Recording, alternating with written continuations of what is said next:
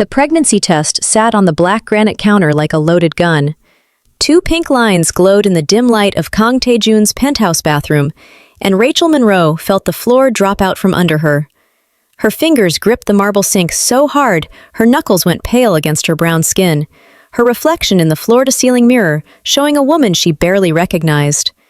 Wide eyes, locked hair falling loose from its professional bun, chest rising and falling too fast.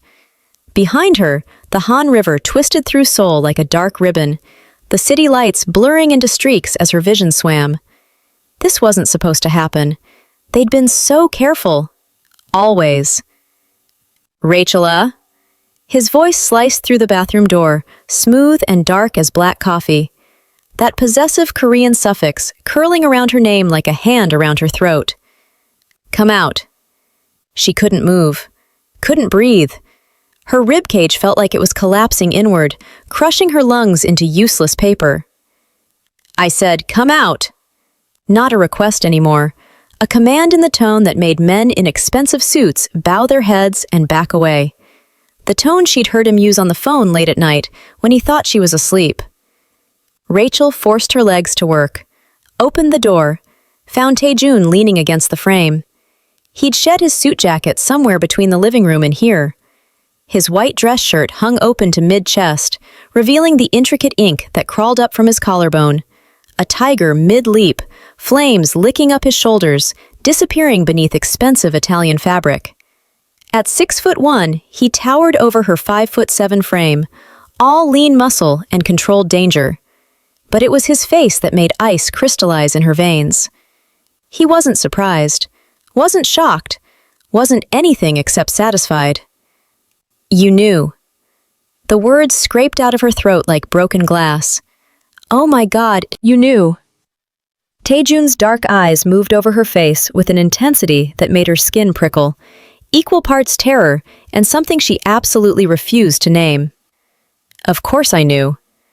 We used protection, every single time for 6 months. Her voice splintered. What did you do?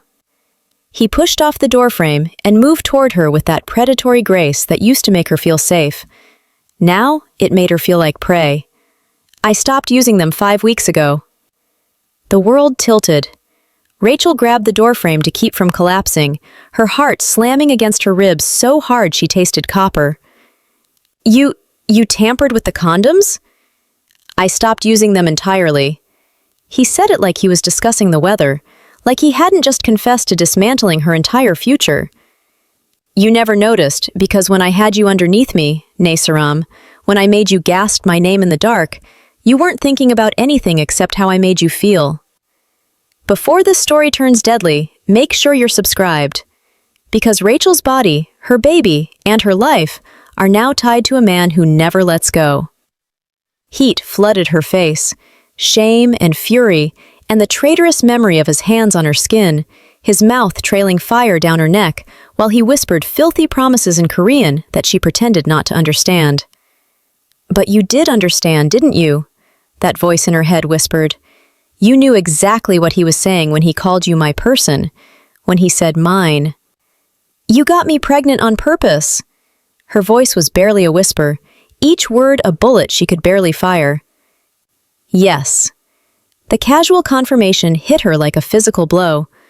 Rachel's hand flew up before rational thought could stop it, aiming for his smug, beautiful face. Tae-jun caught her wrist mid-swing. His grip was iron wrapped in silk, firm enough to stop her dead, but careful not to bruise. Never bruising. That was the worst part. Let me go! She tried to yank free, but he pulled her closer instead, until she could smell his cologne, bergamot and cedarwood and cigarette smoke, and feel the heat radiating off his body. Ani. No. His free hand came up to cup her jaw, tilting her face up to meet his gaze. I'm never letting you go, Rachel. That's the entire point. You're insane! She shoved at his chest, but it was like pushing against a wall of muscle and ink and obsession. You trapped me! I trapped us both. Something flickered behind his eyes, something raw and almost vulnerable beneath all that arrogant certainty. Do you know what happens when the heir to the Burning Tiger Syndicate has a weakness? When word gets out that Kang Tae-jun cares about an American woman? About a child? The words landed like ice water down her spine. Syndicate! Rachel's breath caught. She stared at him, really looked at him for the first time. The expensive suits that cost more than her monthly rent, the way men stepped aside when he entered a room, the phone calls in the middle of the night, the drivers who moved like soldiers, the scar along his ribs he'd claimed was from a motorcycle accident. All those red flags she'd painted green because the Seoul Skyline project was the opportunity of a lifetime, and Kang Tae-jun had been charming and generous and impossibly magnetic. "What are you?" she whispered. Tae-jun's thumb traced her jawline, his touch reverent and terrifying all at once. "I'm the man who will burn this city to ash before I let anyone take you from me." His voice dropped to a murmur, intimate and deadly. "I'm the man who will kill anyone who threatens what's mine, and you, Rachel Monroe, are mine. You have been since the moment you walked into my office with those blueprints and thought you could negotiate with a monster." His hand slid down to rest against her still flat stomach, possessive and protective. "Now you're carrying my son, and that means you're never leaving Seoul. You're never leaving me." Rachel's world crystallized into a single, horrifying truth. She wasn't his girlfriend. She was his captive, and the cage he'd built was made of flesh and blood and a life growing inside her that she already couldn't bear to destroy. Rachel woke to the sound of rain against glass and the absence of warmth beside her. Tae-jun was already gone. Some business meeting he'd mentioned in the dark hours before dawn, his lips against her temple, his hand splayed possessively across her stomach. She lay there for a long moment, staring at the ceiling of his penthouse bedroom, trying to reconcile the man who held her like she might shatter with the man who'd deliberately destroyed her birth control. The man who'd looked her in the eye and called himself a monster. Syndicate. The word kept circling in her head like a vulture. She forced herself up, nausea rolling through her in waves that had nothing to do with morning sickness. The Seoul Skyline project presentation was in 3 days.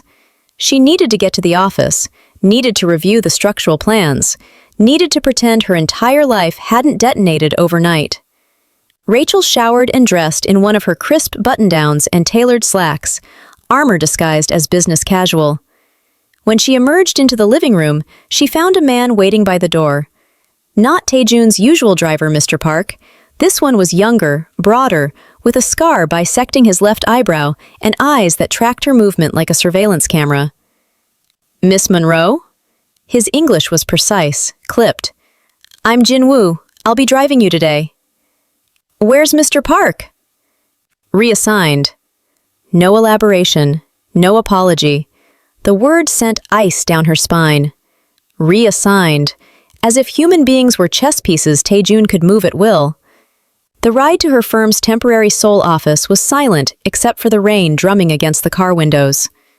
Rachel watched Jin Woo's eyes in the rearview mirror, the way they flicked to every vehicle that pulled alongside them, the way his hand rested too close to his jacket's inner pocket. Do you know what happens when the heir to the Burning Tiger Syndicate has a weakness? She wasn't being driven. She was being guarded. At the office, her assistant Hannah greeted her with the usual iced Americano and project updates. Sweet, efficient Hannah with her perfect English and her background in hospitality management. Rachel had never questioned it before, had never wondered why a hospitality manager would want to work as an architect's assistant. Now she noticed the way Hannah positioned herself between Rachel and the door, the way her eyes swept the corridor before Rachel entered, the way she touched her earpiece, and murmured something in rapid Korean. "Hannah!" Rachel's voice came out sharp. "Who do you really work for?" The younger woman's professional smile never wavered. "I work for you, Miss Monroe." "That's not what I asked." Hannah's eyes met hers, and for one crystalline moment, the mask slipped. "I work for whoever keeps you alive." The truth hit Rachel like a physical blow. Hannah wasn't an assistant. Jin Woo wasn't a driver. The rotating security guards in the lobby, the maintenance workers who always seemed to be on her floor, the barista at the coffee shop across the street who knew her order by heart. They were all Tae-jun's, an invisible army watching her every move, reporting her every breath back to a man who'd already proven he viewed her body as territory to claim. Rachel made it through the day on autopilot, her hands shaking so badly she could barely hold her drafting pen. When Jin-woo drove her back to the penthouse that evening, she went straight to Tae-jun's study. The one room he'd told her was private. Private? As if she had any privacy left. The door was locked, but Rachel had watched Tae-jun key in the code enough times. Her fingers trembled over the number pad. 4 digits. His birthday? No. She tried the date they'd met. The lock clicked open. The study was exactly as she'd imagined. Minimalist, expensive, dominated by a massive mahogany desk and floor-to-ceiling windows overlooking Seoul. But it was the wall behind the desk that made her blood turn to slush. A concealed door, slightly ajar. Rachel's hand was on the handle before rational thought could stop her. The door swung open to reveal a small room lined with filing cabinets and a corkboard covered in photographs. Photographs of her. Rachel at her college graduation, cap and gown and her mother's proud smile. Rachel presenting her thesis at Columbia. Rachel boarding a plane to Seoul 6 months ago, unaware she was already being watched. Rachel at cafes, at construction sites, at the gym, walking through Gangnam at night. Years of surveillance. Years. Her hands shook as she pulled open the nearest filing cabinet. Manila folders, each meticulously labeled. Her birth certificate, her school records, her medical history, her credit report, her therapy sessions from after her father died. Christ, he had transcripts of her therapy sessions. There were files on her mother, her college roommate, her ex-boyfriend from 2 years ago, background checks, financial records.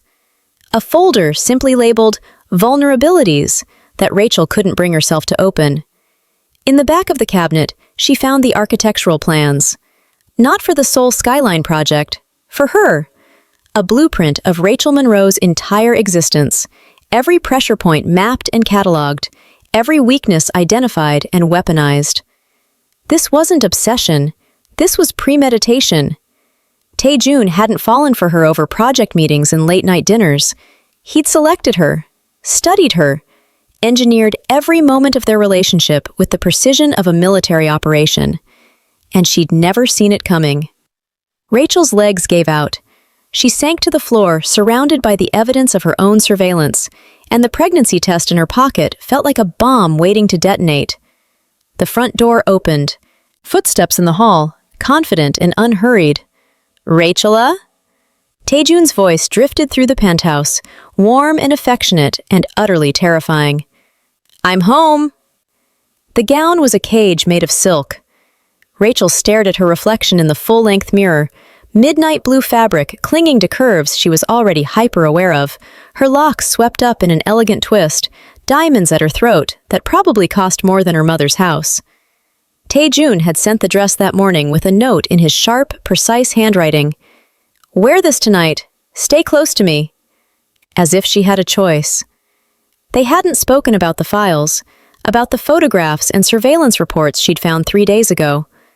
Rachel had been sitting on that floor, surrounded by evidence of her own surveillance, when Tae-jun walked in, and he'd simply looked at her with those dark, unreadable eyes and said, "Now you understand." Then he'd helped her up, pressed his lips to her forehead, and told her they had a charity gala to attend. Like she hadn't just discovered he'd been stalking her for years. Now his hand rested at the small of her back as they entered the Shilla Hotel ballroom, possessive and proprietary. Seoul's elite glittered under crystal chandeliers, tech moguls and old money families, politicians and their perfectly polished wives. Rachel recognized some faces from her project meetings, but they looked different here. Dangerous, like beautiful predators in evening wear. "Smile," Tae-jun murmured against her ear. "You're supposed to be enjoying yourself." "Hard to enjoy myself when I'm your prisoner." His fingers flexed against her spine. "You're not my prisoner, Nasaram. You're my future." Before Rachel could respond, a man approached, silver-haired, 60-ish, with a smile that didn't reach his eyes. He spoke to Taejun in rapid Korean, but Rachel caught the edge in his tone. The way Taejun's body went rigid beside her. "Rachel, this is Chairman Kwon." Taejun's voice was ice wrapped in politeness. "An old family friend." The word friend dripped with venom. Chairman Kwon's gaze slid to Rachel, and she felt something predatory in it. Something that made her want to step closer to Taejun despite everything. The American architect. Kwon's English was perfect, British accented. How fascinating that Taejun has finally found someone worth keeping. The emphasis on keeping made Rachel's skin crawl. Taejun's hand moved to her waist, pulling her flush against his side. "We were just leaving, Chairman. Enjoy your evening." But Kwon stepped closer, blocking their path. "So soon? But we've barely had a chance to catch up, to discuss your father's unfortunate accident." The temperature in the room seemed to drop 10 degrees. "Careful, old man." Taejun's voice was soft, lethal. "You're standing on thin ice." Kwon smiled. "Am I? Or are you the one who's vulnerable now?" His eyes flicked meaningfully to Rachel's stomach, still flat, but somehow he knew, before meeting Taejun's gaze. Times change. Empires fall. Tigers burn. Rachel felt Taejun move before she saw it, his hand shooting inside his jacket. But Kwon was already backing away, disappearing into the crowd with that reptilian smile still in place. "We're leaving. Now." Taejun's grip on her hand was crushing as he pulled her toward the exit. They made it halfway across the ballroom when the lights went out. For one heartbeat, there was silence. Then the screaming started. Muzzle flashes lit up the darkness like deadly fireflies. The sharp crack of gunfire shattered the night, and Rachel felt Taejun's body slam into hers, driving her down behind an overturned table. Crystal shattered above their heads. Someone nearby was sobbing, praying in Korean. "Stay down!" Taejun's voice was in her ear, one arm locked around her waist while his other hand produced a gun from seemingly nowhere. Rachel's heart was a drumbeat of pure terror. She could smell gunpowder and expensive perfume and blood. So much blood. More shots rang out. Taejun returned fire, his body a shield over hers, and Rachel realized with crystal clarity that he was protecting her. Not himself, her. "The service exit," he said. "On 3, we run. 1." A bullet punched through the table, splinters exploding. Taejun jerked, a sound escaping him that Rachel had never heard before. Pain. "Taejun!" "I'm fine. 2." But he wasn't fine. She could feel wetness soaking through his shirt, could feel him trembling with the effort of staying upright. "You're shot!" 3. He hauled her up and they ran, his body still between her and the shooters, his hand locked around hers like a vice. Blood streaked across the marble floor behind them. Rachel's heels skidded in it as Taejun kicked open the service door and shoved her through. The corridor was chaos, staff running, more gunfire echoing from somewhere above. Taejun slammed his back against the wall, his face gray, his white shirt soaked crimson on the left side. "Oh, God!" Rachel's hands went to the wound, pressing down, and his blood was so hot against her palms. "You need a hospital." "No hospitals." His jaw was clenched so tight she could see the muscle jumping. "Jin Woo is bringing the car to the east entrance. We go now." "You're bleeding out!" "And you're pregnant." His hand cupped her face, bloody thumb tracing her cheekbone. "I don't matter. You matter. The baby matters. Everything else is just noise." Rachel stared at him. This man who'd trapped her, surveilled her, claimed her like property. This man who'd just taken a bullet meant for her and was still trying to get her to safety, even as his life leaked out onto an expensive hotel floor. "Why?" The word ripped out of her. "Why do you care so much?" Taejun's smile was red-stained and devastating. "Because you're mine, Rachel Monroe, and I protect what's mine, even if it kills me." More footsteps thundered in the corridor. Taejun pushed off the wall with a grunt of agony, and they ran again, his blood marking their path like breadcrumbs leading into darkness. The estate clung to the mountainside like a sleeping dragon. Rachel watched through the SUV's tinted windows as they climbed higher into Gangwon Province, Seoul's glittering sprawl falling away behind them until there was nothing but pine forests and fog, and the occasional flash of armed guards at checkpoints. Taejun was unconscious beside her, his head in her lap, his breathing shallow. The bullet had gone clean through, the syndicate's doctor had said, during the frantic field surgery in some warehouse. Lucky. Rachel didn't feel lucky. The estate revealed itself in pieces. High stone walls, surveillance cameras disguised as birds' nests, men with rifles positioned at intervals like lethal garden ornaments. The main house was traditional Korean architecture, married to modern security, all dark wood and curved roofs and windows that Rachel suspected were bulletproof. A gilded cage in the mountains. They carried Taejun inside on the stretcher, and Rachel followed because what else could she do? Run? She was 3 hours from Seoul, pregnant, and surrounded by men whose loyalty to Taejun was absolute. She was well and truly trapped. The first week passed in a haze of surreal domesticity and underlying violence. Taejun recovered with the stubborn resilience of a man who'd been shot before. By day 3, he was sitting up, insisting on taking his business calls, even as Rachel tried to shove him back down. By day 5, he was walking the grounds with her, his hand at her back, pointing out the security features like a proud homeowner showing off renovations. 12 guards on rotation, thermal cameras, motion sensors in the forest. Nothing gets within half a mile without me knowing. He said it like it should comfort her. It's a prison, Rachel said flatly. It's safety. His fingers laced through hers. The Kwan clan won't stop because they failed once. They'll come for you again, for our child. Here, I can protect you. Our child, as if the thing growing inside her was a joint decision rather than a biological hostage. But then he'd do something that shattered her carefully maintained anger. He'd appear in the morning with ginger tea for her nausea, the exact temperature she preferred. He'd rearrange his entire schedule around her prenatal appointment with the private doctor. He'd sit with her in the evenings, his hand on her stomach, speaking softly in Korean to a baby who couldn't possibly understand. And Rachel hated how much she wanted to lean into it. The violence came at night.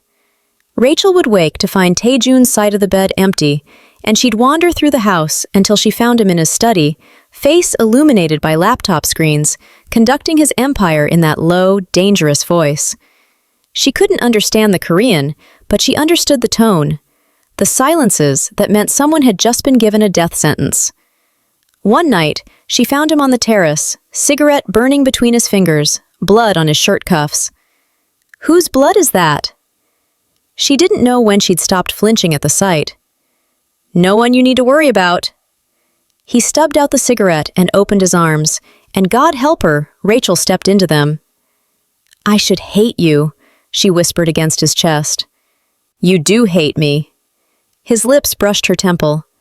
You just also need me. And that's what makes this so perfect. Perfect, as if captivity could ever be perfect. As if she wasn't losing herself piece by piece to a man who showed his love through surveillance and violence, and the unwavering conviction that she belonged to him. But then his hand would slide to her stomach, reverent and possessive, and Rachel would feel the flutter of something that might be Stockholm Syndrome, or might be something far more dangerous. What if I don't want to escape? The thought terrified her more than the guns ever could. 3 weeks into their mountain exile, Rachel was examining the architectural drawings Taejun had somehow procured for her.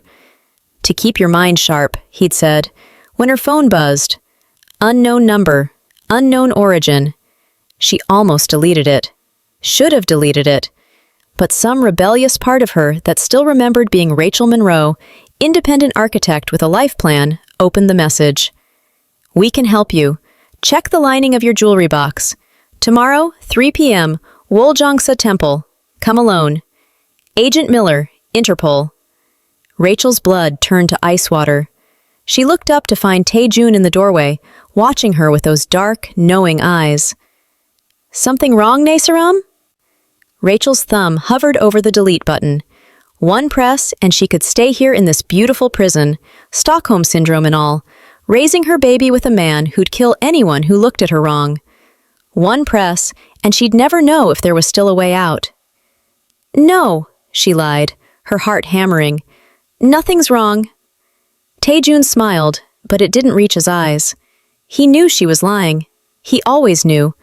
And yet he said nothing, just crossed the room and kissed her forehead, his hand settling over their child like a brand.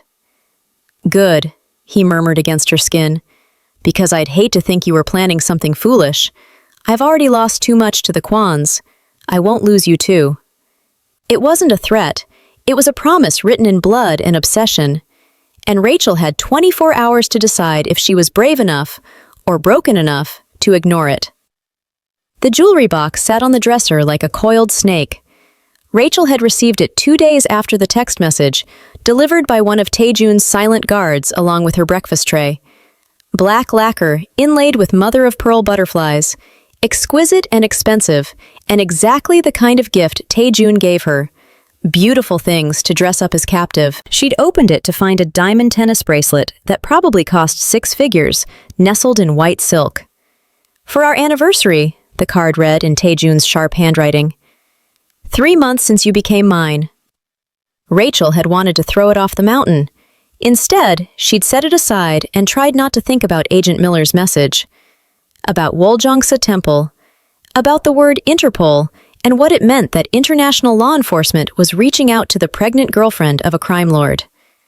But now it was 2 a.m., and Taejun was in Seoul for business that Rachel had learned not to ask about, and the jewelry box seemed to pulse with possibility in the moonlight streaming through the bedroom windows.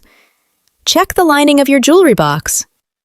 Rachel's hands shook as she lifted the bracelet out, ran her fingers along the silk interior. Nothing. She pressed the corners, looking for hidden compartments, like some gothic heroine in a thriller she no longer wanted to be living. Her nail caught on something. A seam, almost invisible. She pulled, and the silk lining peeled back to reveal a shallow, hidden space, and inside, a burner phone. Small, cheap, completely out of place among Taejun's expensive gifts. Rachel's heart slammed against her ribs so hard she tasted copper. She looked at the door, half expecting Taejun to materialize with that knowing smile. But there was only silence and the distant sound of guards doing their rounds. Her thumb found the power button. The screen glowed to life, already unlocked, showing a single text thread. Unknown. You found it. Good. Don't reply to this message. Don't call. They're watching everything.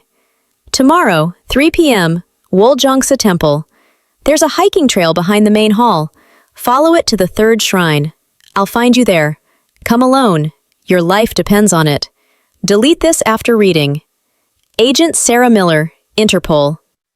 Rachel read it 3 times, her mind spinning. Interpol. International Criminal Police. They'd planted a phone in a gift from Taejun, which meant either they had someone inside his organization, or they'd intercepted the jewelry box before it reached her. Either scenario was terrifying. She should delete it, should destroy the phone and tell Taejun everything and let him handle it, because wasn't that what she'd been doing? Letting him handle everything while she slowly forgot what it felt like to make her own choices. But her finger hovered over the delete button and wouldn't press down. Your life depends on it.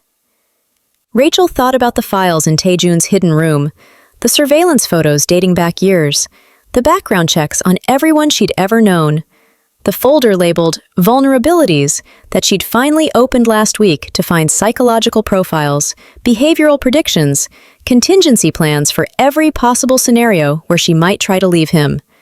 He'd engineered her entire existence, and now Interpol was offering her a way out. Or was it?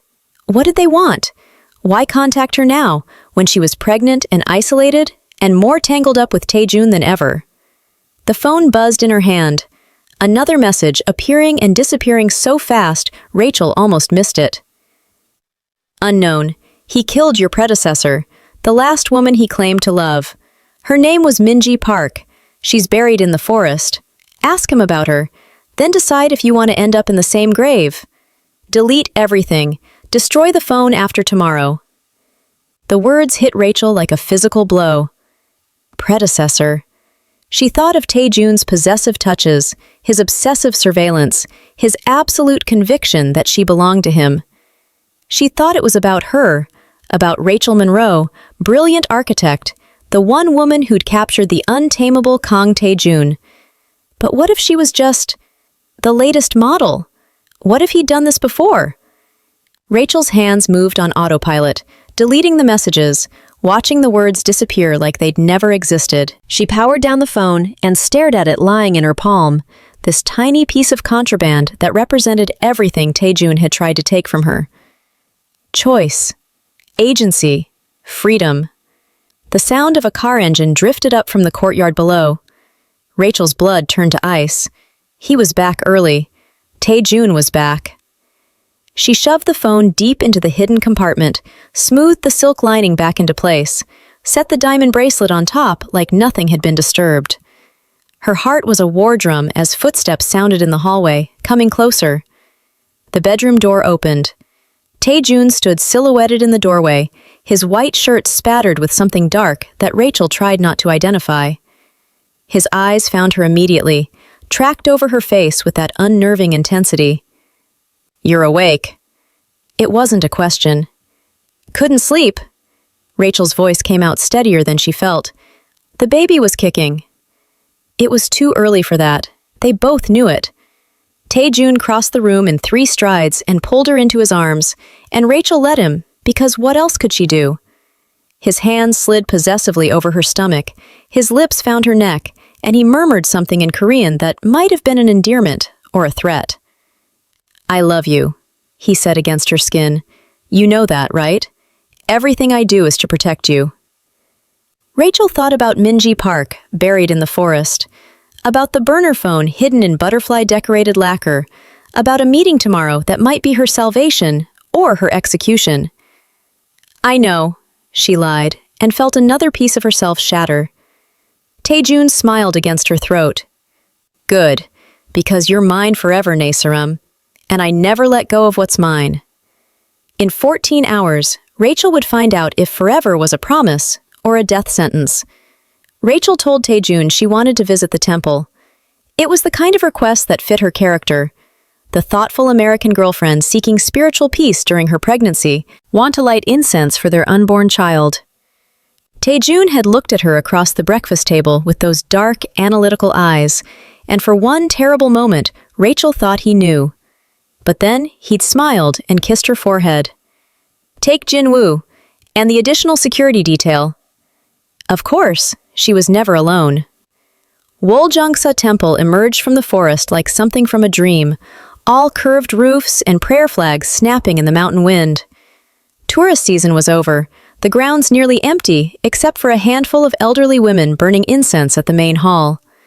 Rachel's guards positioned themselves at the entrance, and she felt their eyes tracking her every movement as she made her way through the compound.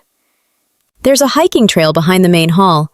Rachel found it easily, a narrow path disappearing into the pines, marked by a faded wooden sign. She glanced back at Jin-woo, gestured to the trail with what she hoped looked like innocent curiosity. He shook his head.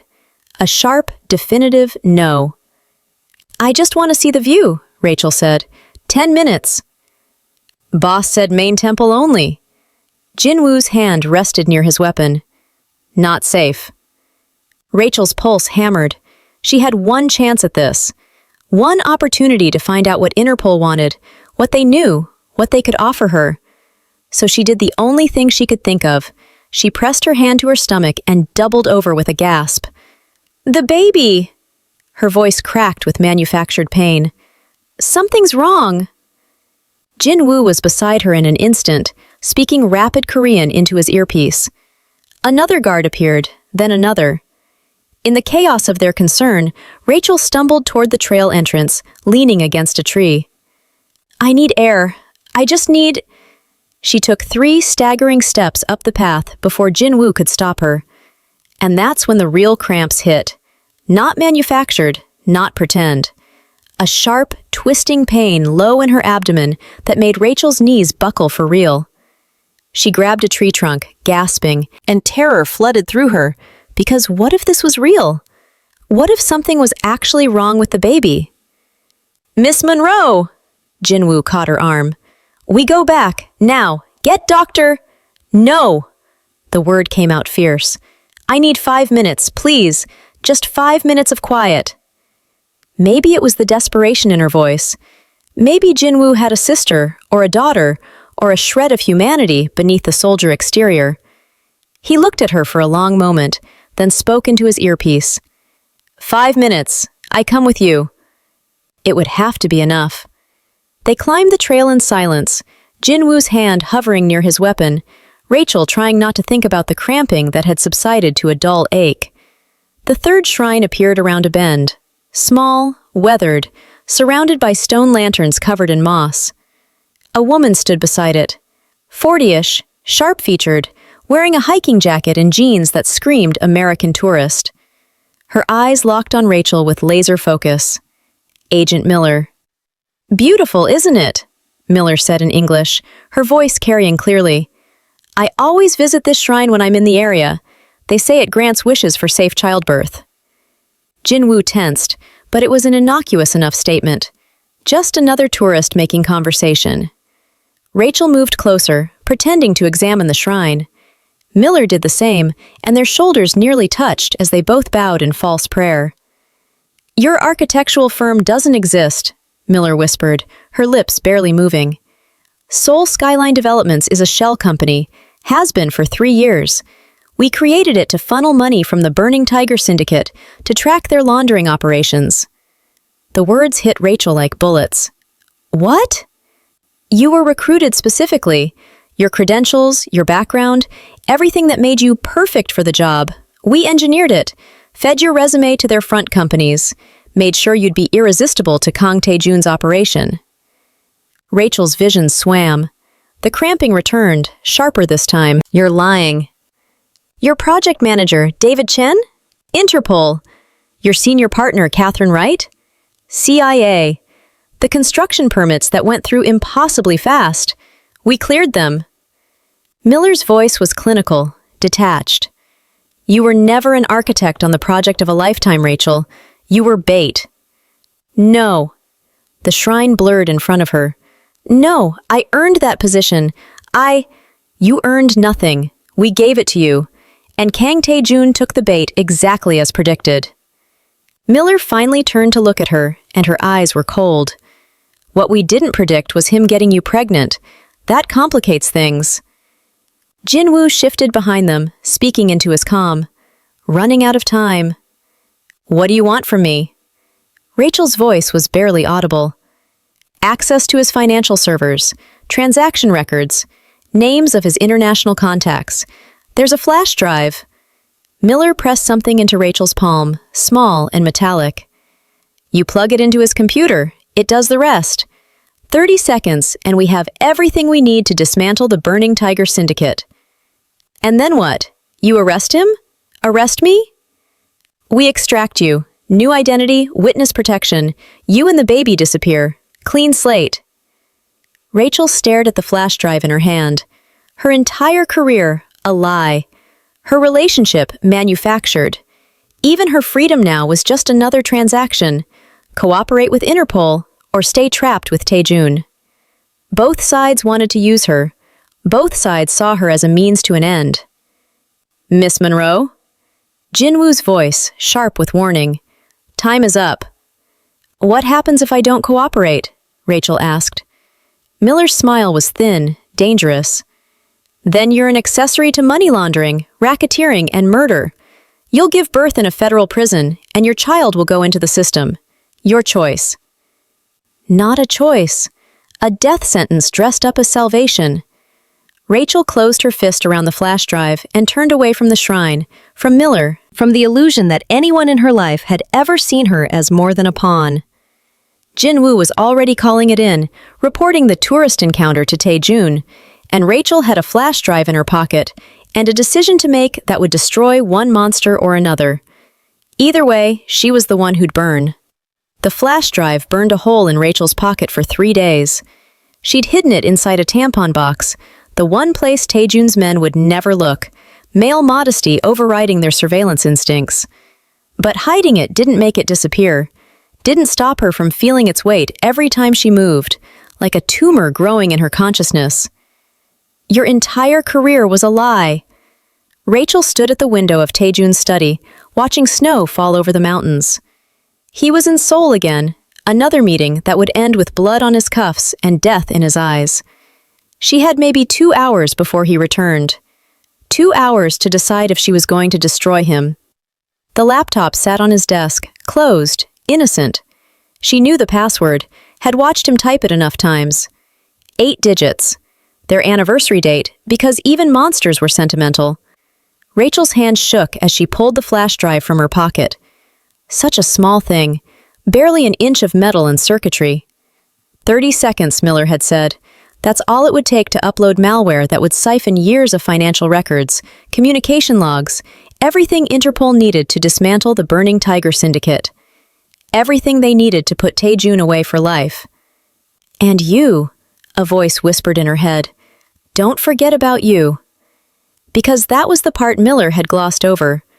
Rachel had signed documents, approved transactions.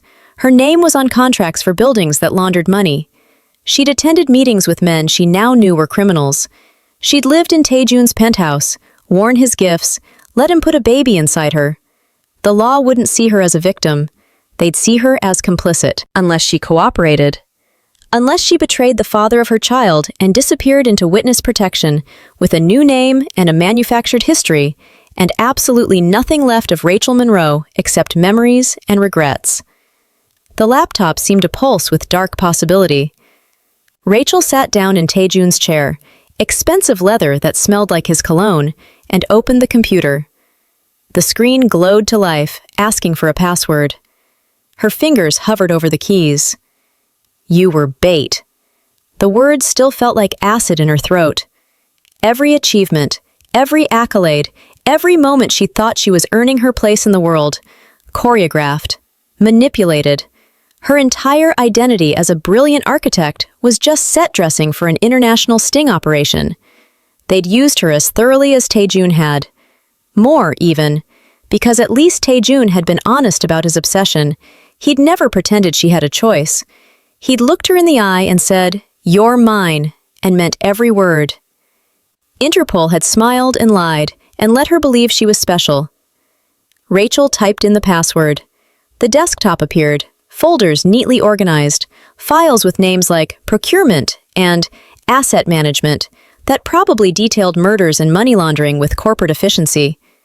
The flash drive felt like ice in her palm. She should plug it in, should save herself and her baby, should choose the side of law and order and everything she'd been raised to believe in.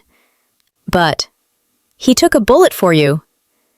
The memory surfaced unbidden, Taejun's body slamming into hers at the gala, his blood hot against her palms, his face gray with pain as he'd said, "I don't matter, you matter." Like she was more valuable than his own life. How could the same man who'd stalked her and trapped her also be willing to die for her? How could she destroy the only person who'd ever valued her life over his own, even if his methods were monstrous? Rachel's finger trembled over the USB port. One insertion, 30 seconds. Freedom, her phone buzzed. A text from Taejun. "Coming home early. Made you something. Can't wait to see your face." The words should have seemed innocuous. Instead, they felt like a noose tightening. Rachel's other hand went to her stomach, to the swell that was just beginning to show. She thought about Miller's cold eyes, about David Chen and Catherine Wright, who'd pretended to be her colleagues while reporting her every move. About a government that had engineered her entire existence and would now discard her if she didn't comply. About Taejun, who'd engineered her existence too, but at least looked her in the eye while doing it. The sound of a car engine drifted up from the courtyard. He was back, earlier than expected because, of course he was. Nothing in Rachel's life happened without Taejun knowing about it, controlling it, owning it. Rachel yanked the flash drive away from the port. She hadn't plugged it in. hadn't pulled the trigger on the man who claimed to love her, but she hadn't destroyed it either. She shoved it back into her pocket as footsteps sounded in the hallway. The door opened, and Tae-jun appeared, snowflakes melting in his dark hair, a wrapped box in his hands. His eyes went immediately to the open laptop, then to her face. That calculating gaze that saw everything, knew everything. Working on something? His voice was casual, but Rachel heard the edge beneath it. Just looking at the Seoul skyline plans. The lie came easily now. She'd gotten so good at lying. Missing the city.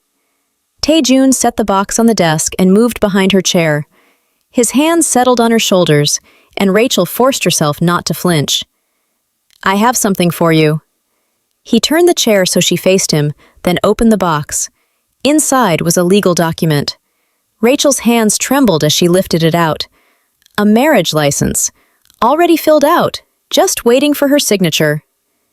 Marry me, Tae-jun said, and it wasn't a question. Make it legal. Make our family complete. Rachel stared at the paper that would bind her to him forever, legally and irrevocably.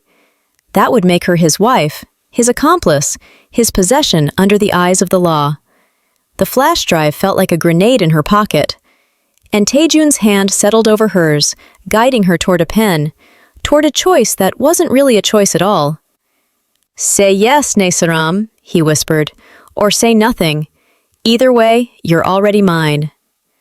Rachel looked at the marriage license, at the flash drive hidden in her pocket, at the man who'd trapped her and protected her and would never, ever let her go, and realized that the only way out was through both of them. Rachel waited until 2 a.m. The house was silent, except for the wind howling through the pines and the occasional crackle of the guards' radios outside. Tae-jun slept beside her, one arm thrown possessively across her waist, even in unconsciousness. She'd watched him for an hour, studying the rise and fall of his chest, the way his face looked almost peaceful in sleep, almost human. The marriage license sat unsigned on the dresser.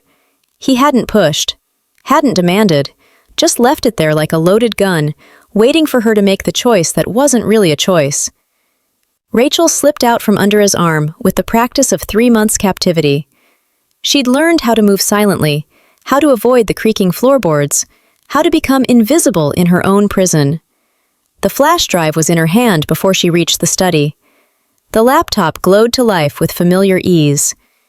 Rachel's fingers flew across the keyboard, opening folders, searching for the files that would matter most to Interpol.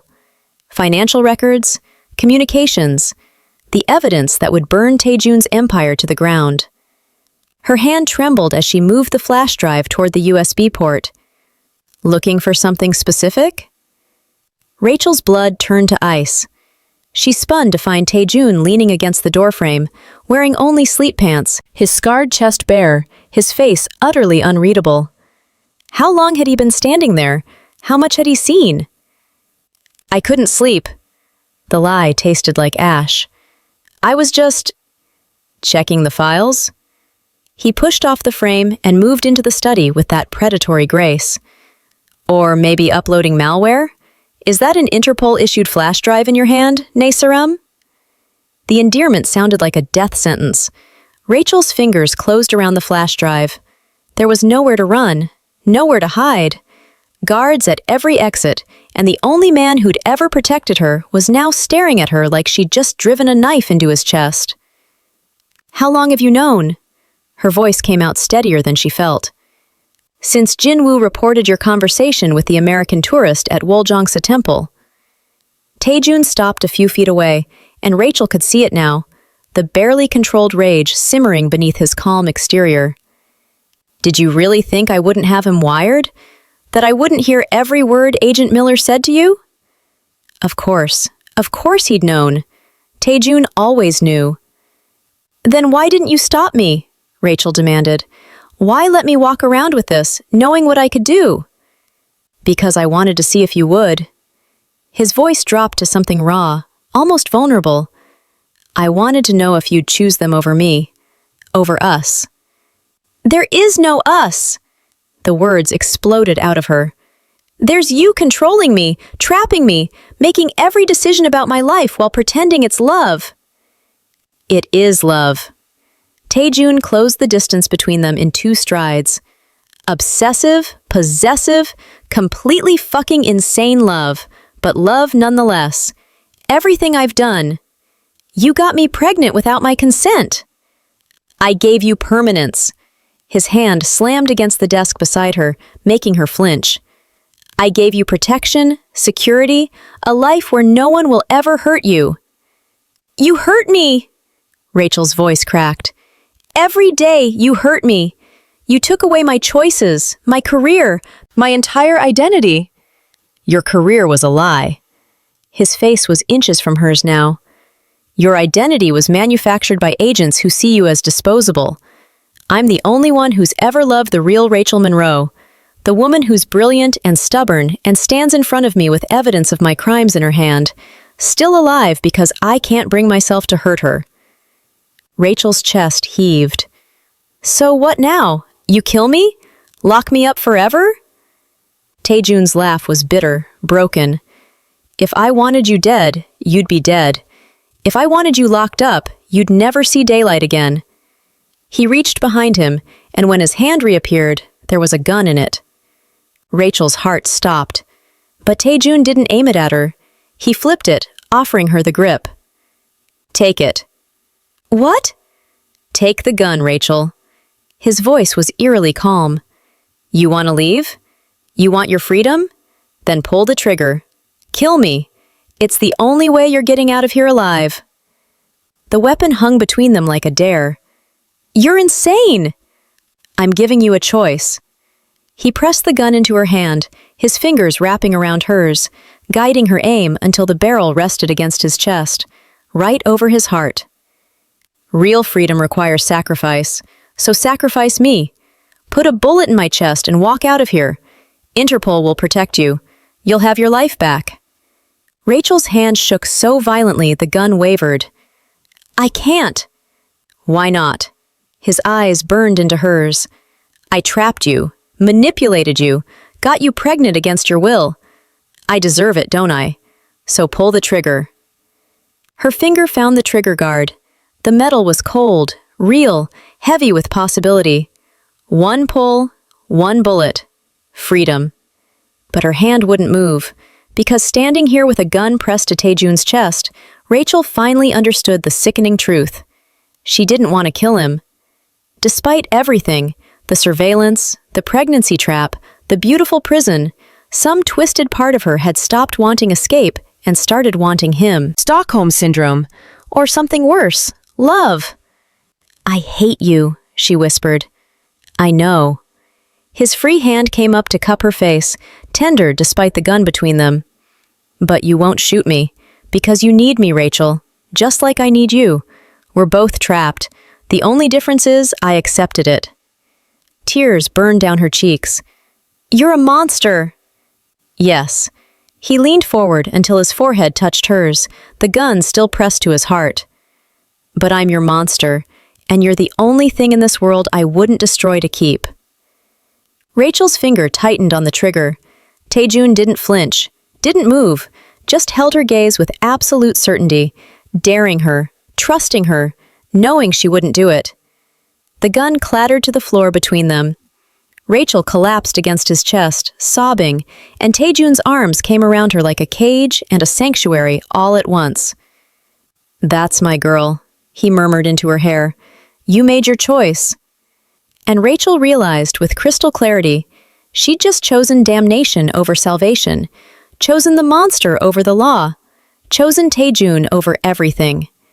The flash drive was still in her hand, but it didn't matter anymore. She'd already decided which side she was on. The plan came together in 48 hours. Rachel sat across from Taejun in his study, watching him sketch out the operation with the same precision he'd used to stalk her. Escape routes marked in red, explosion radius calculated to the meter, timing calibrated to the second. He was orchestrating their mutual death with the efficiency of a man who'd orchestrated dozens of actual deaths. The Kwan clan thinks they're meeting me to negotiate territory, Taejun said, tapping a finger on the warehouse schematic. They'll bring their entire leadership, Chairman Kwan, his sons, his lieutenants, everyone. And Interpol? Rachel's voice was steadier now. 3 days since she'd dropped the gun. 3 days since she'd stopped pretending she wanted to leave. Agent Miller has been requesting a meet. I'll give her one. His smile was sharp, predatory. She wants evidence? I'll give her a building full of it. Server banks, transaction records, communications, everything she's been chasing for 5 years. All in the same location as the Kwan clan. All in the same location as a warehouse full of chemical accelerants and industrial explosives. Taejun's eyes met hers. One spark and the entire block disappears. Both our problems gone. We disappear with them. Rachel's hand went to her stomach, to the swell that was now impossible to hide. The baby will be born in a country with no extradition treaty to parents who don't exist anymore. He reached across the desk and took her hand. I'm not asking you to trust me, Rachel. I'm asking you to burn the world down with me and build something new from the ashes. She should have been horrified, should have called him insane, a mass murderer, a monster willing to kill dozens of people just to protect his empire and his pregnant girlfriend. Instead, Rachel squeezed his hand and said, "When do we start?" The explosion was scheduled for 11 p.m. on a Tuesday. Rachel spent the day packing a single bag, cash, false passports. Where had Taejun gotten those? A burner phone, and the ultrasound photo of their baby that she couldn't bring herself to leave behind. The rest of her life got abandoned. Clothes, books, every piece of Rachel Monroe's identity left to burn. She was becoming someone else, someone who could live with what they were about to do. At 9 p.m., Taejun's tech specialist planted the flash drive, the real one, loaded with actual evidence, into the warehouse's server room. At 9:30, Agent Miller received an anonymous tip about a major burning tiger operation going down that night. At 10, the Kwan clan arrived for their negotiation, walking into a building rigged to become their tomb. Rachel and Taejun watched from a rooftop 3 blocks away. Miller's team just entered the perimeter, Taejun said, his phone showing surveillance feeds from cameras that would cease to exist in 30 minutes. 8 agents, all inside now. Rachel's chest felt tight. That's a lot of people. People who wanted to use you, destroy you, let you rot in prison for their investigation. His arm came around her waist. They made their choice. We're making ours. On the screen, Chairman Kwan's convoy pulled up. 12 cars, maybe 40 men, all walking into the warehouse like soldiers marching toward oblivion. Interpol will engage them, Taejun continued. There'll be a firefight, chaos, and in the middle of it, we push the button. You push the button. He pulled a detonator from his jacket and placed it in her palm. This needs to be your choice, Rachel, not mine. If you want to walk away, I'll find another way. But if you do this, you're mine completely. No going back, no absolution. Rachel stared at the detonator, a small black box with a single red button, the power to erase both their enemies and any chance of redemption. Inside the warehouse, gunfire erupted, muzzle flashes visible through the windows. Interpol and the Kwan clan tearing each other apart, exactly as planned. She thought about Agent Miller's cold eyes. You were bait. About her fabricated career and manufactured identity, about Catherine Wright and David Chen, who'd smiled and lied and never seen her as human. She thought about Chairman Kwan, who'd looked at her stomach like a target. About Minji Park, buried in the forest, the woman before her who hadn't survived Taejun's world. And she thought about Taejun, who'd trapped her and obsessed over her and taken a bullet for her, who'd given her a gun and trusted her not to pull the trigger, who valued her life over his empire, who'd never lied about what he was. I love you, Rachel said. The first time she'd said it, the words felt like ash and truth all at once. Taejun's hand covered hers on the detonator. I know. Rachel pressed the button. The explosion was beautiful and terrible, a rolling fireball that consumed the warehouse in seconds. Windows shattered for blocks. Car alarms screamed. The shockwave hit them even 3 blocks away, hot and violent and final. When the smoke cleared, there was nothing left. No warehouse, no evidence, no Kwan clan, no Interpol team, no Rachel Monroe or Kang Tae-jun. Just 2 ghosts watching their past lives burn. They left Seoul that night, a private car to Busan, then a cargo ship to Taiwan, then scattered flights with different passports, until even Rachel couldn't track where they'd been. In a hotel room in Singapore, she watched the news reports. Massive gang war explosion kills dozens. Interpol team lost in Seoul warehouse disaster. Kang Tae-jun, heir to burning Tiger Syndicate, presumed dead.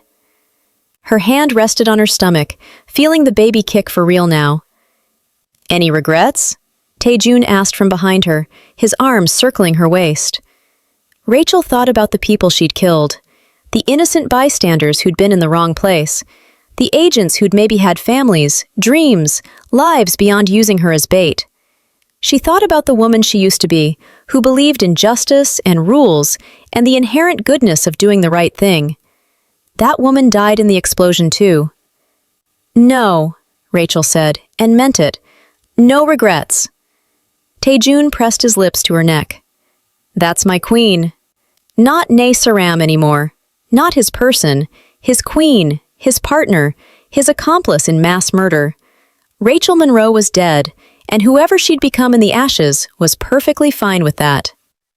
Florianopolis, Brazil, 1 year later. The house took shape slowly, like something being born from the earth itself.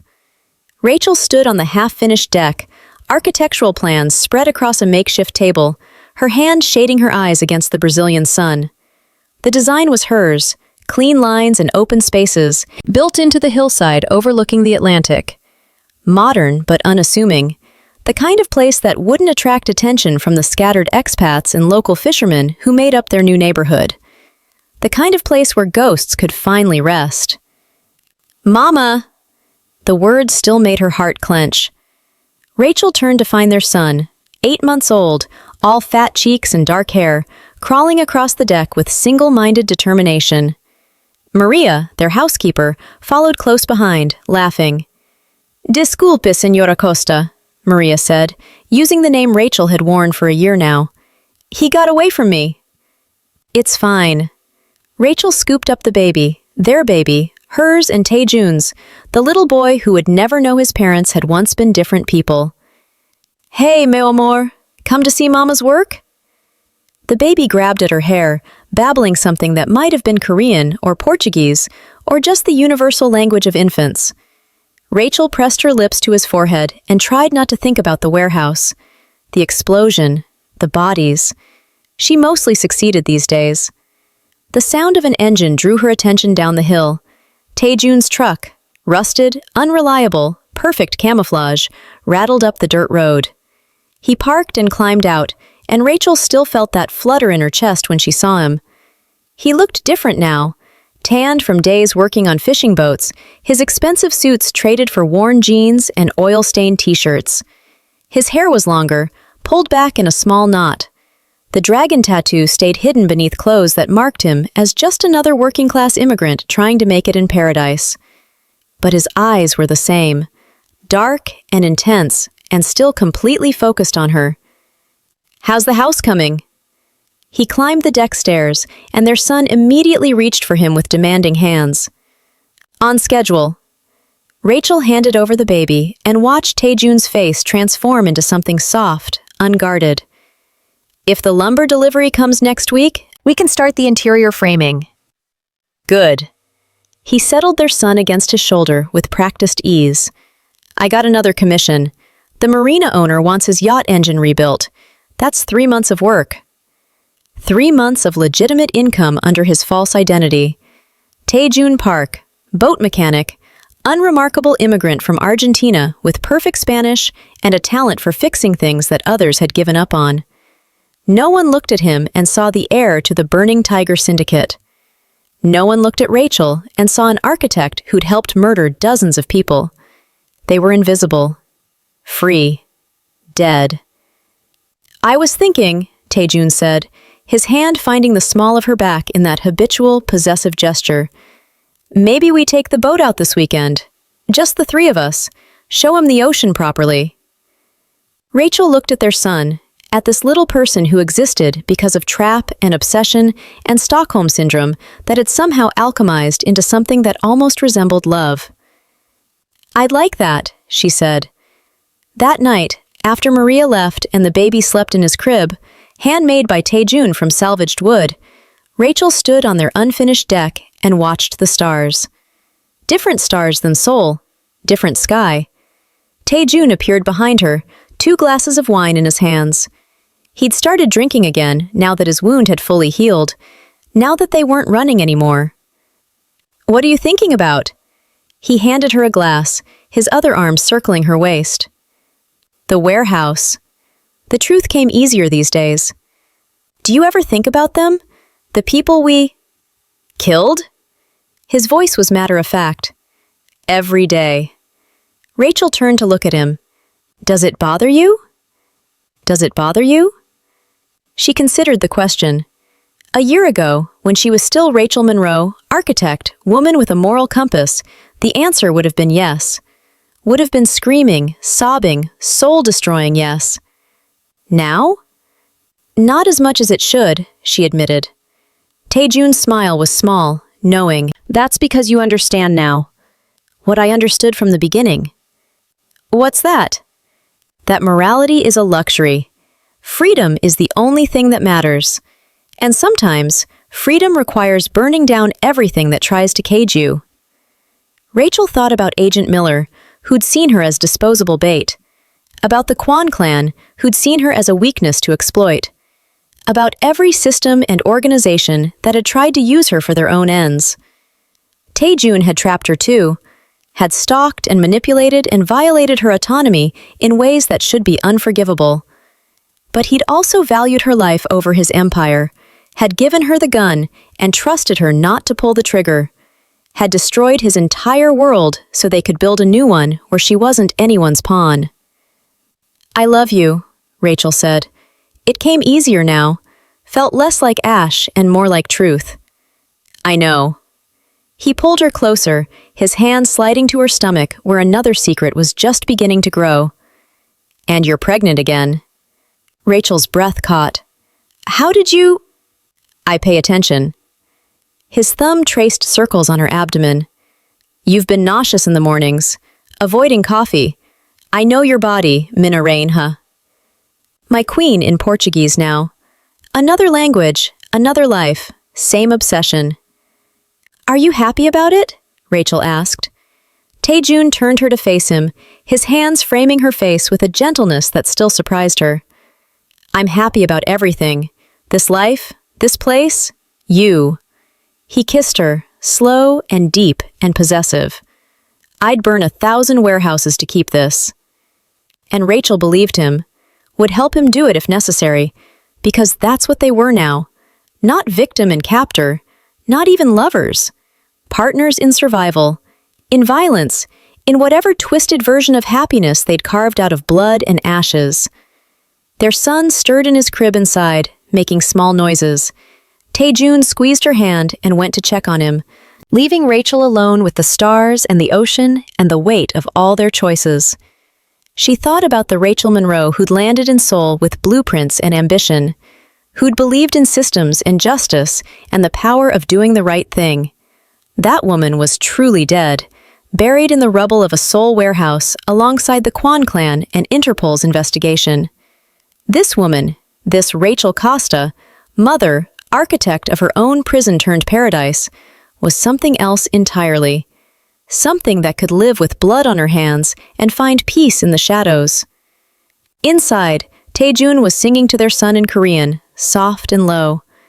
Rachel pressed her hand to her stomach, to the new life growing there, and felt something that might have been peace, or might have been resignation, or might have been the closest thing to happiness that people like them deserved.